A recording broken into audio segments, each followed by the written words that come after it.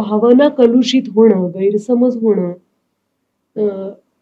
दोन मुलींमधलं आपल्याला कसं कमी करता येईल?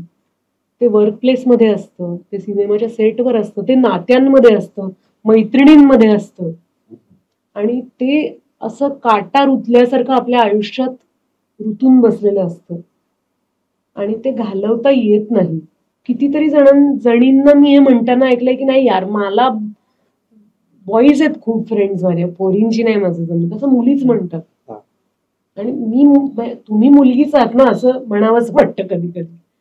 अक्रॉस जनरेशन्स आपल्याला एकमेकांच्या बद्दल ओलावा वाटला पाहिजे आणि त्यात पुरुषांना बाजूला ठेवायचं असं नाही, पण गैरसमज होतात.